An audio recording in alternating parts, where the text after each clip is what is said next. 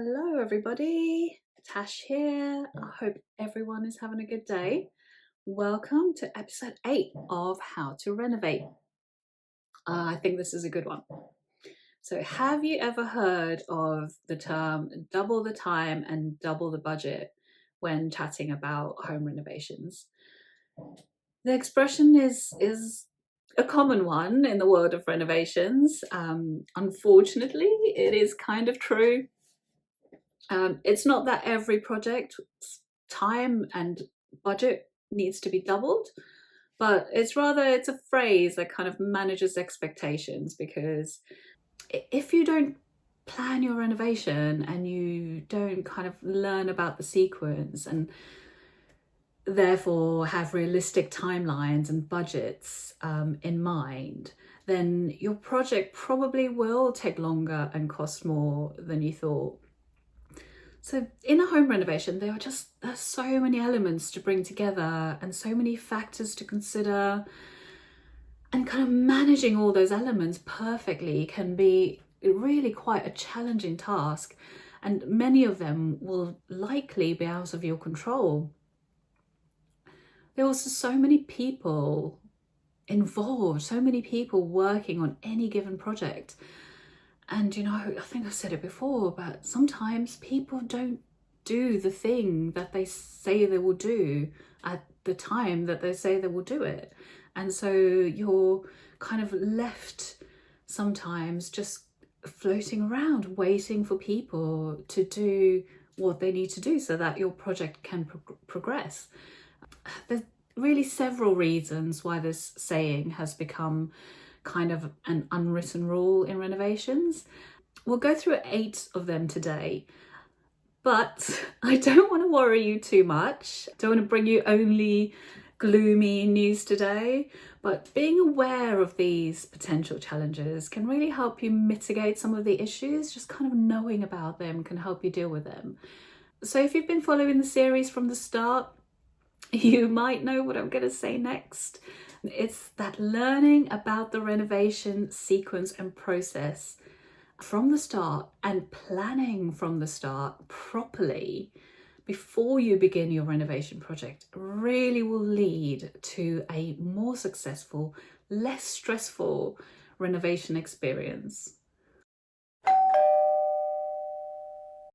In our 5-pillar process, the information in this episode falls under Pillar 1, planning, and Pillar 4, practical management. As you know by now, everything I teach about renovations falls under this 5-pillar process that I've created. There will be more information on how to get your hands on some resources on the process at the end of the episode.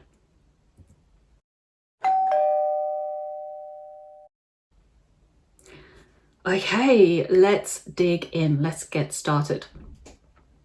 So, the first thing is unforeseen issues, or as I like to call them, surprises, because I always used to hate going to my clients with bad news, and I just thought, well, if we just rephrase it slightly, it might seem less bad. But nevertheless, renovation projects often uncover unexpected issues, unexpected surprises, such as hidden structural problems, outdated electricals, outdated plumbing, or even environmental hazards like asbestos. Addressing these unforeseen issues can kind of significantly extend the project timeline and increase the costs. So just kind of being aware that these things might turn up, setting your contingency, will just kind of make them a little bit more palatable when they appear. So let's move on to number 2, which is planning applications and approvals. So obviously you'll need to apply for planning permission if you need one. You'll need to put in your planning application, and you'll have to wait for that to either be approved or rejected.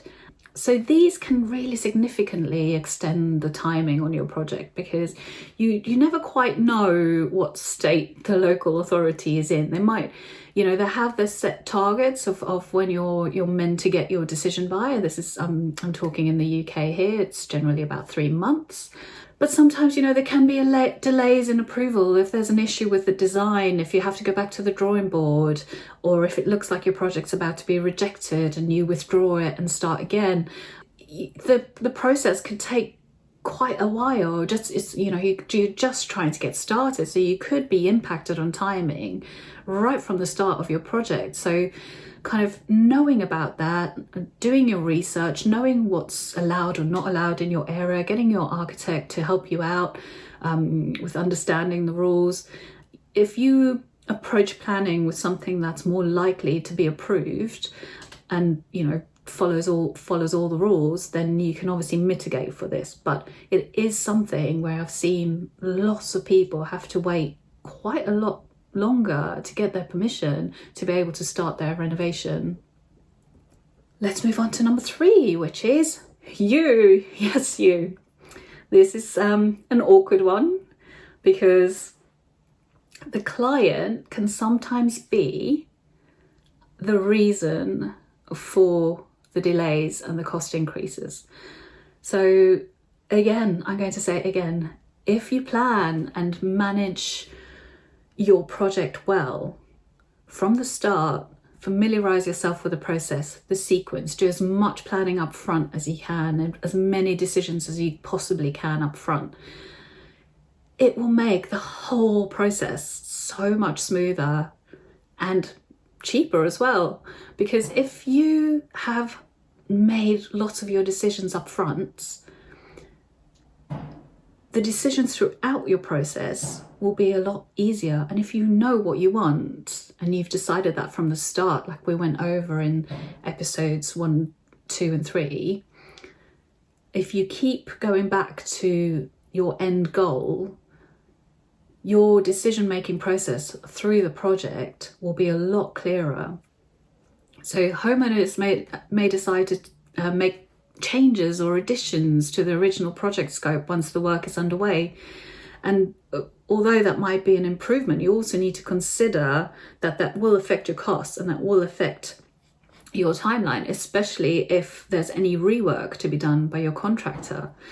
And also, if you have to go back to any professionals like architects or structural engineers for any major changes you may decide on halfway through, that is going to cost you a lot of money as well, because architects, structural engineers, they all charge between 60 and 150 pounds per hour. So you can only imagine how much that would cost on top of your initial budget.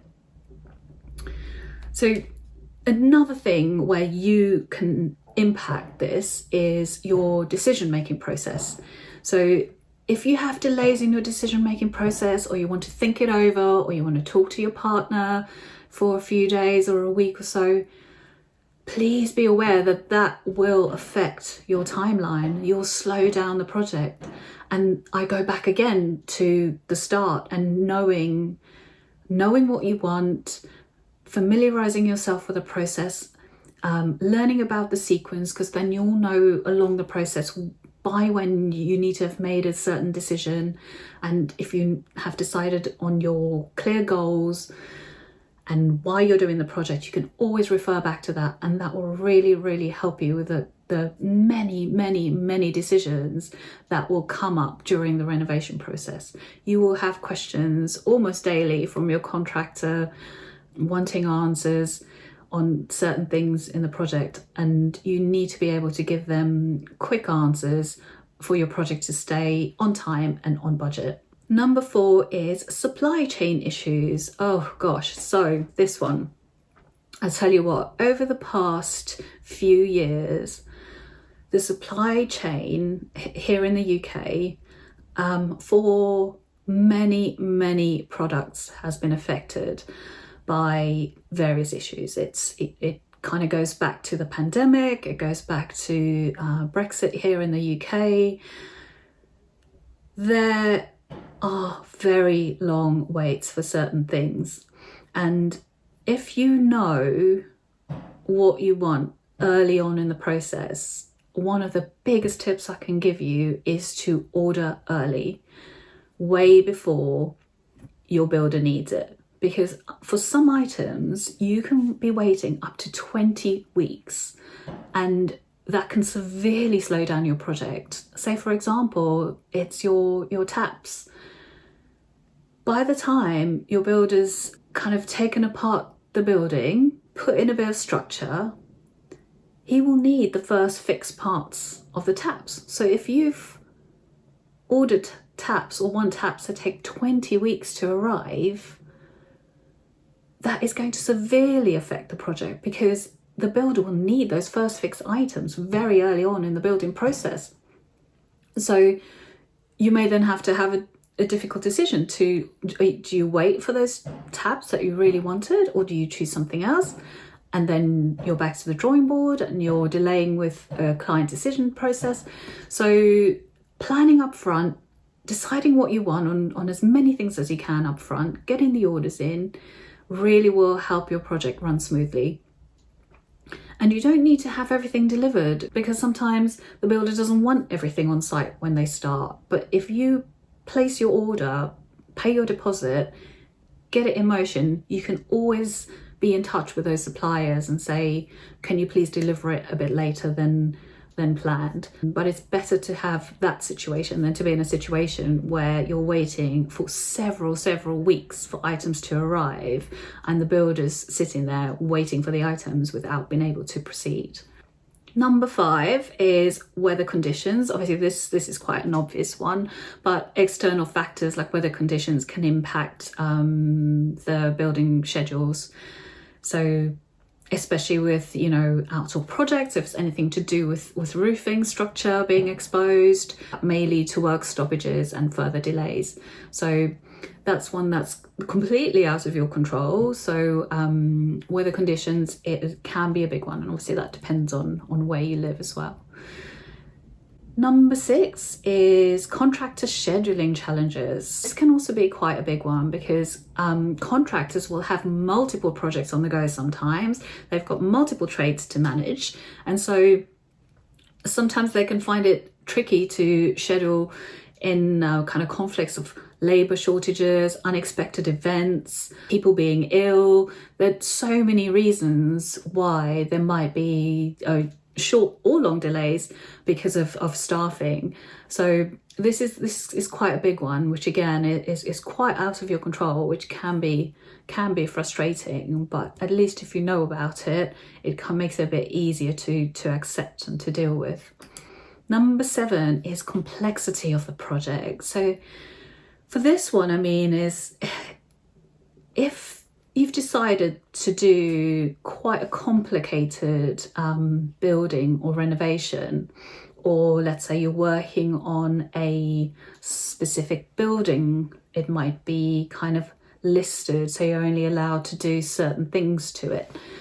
So the more complex the project, the more likely it will be to drag out. So if it involves intricate designs or specialized materials or unique features, all of these things will add to the timeline and also to the budget.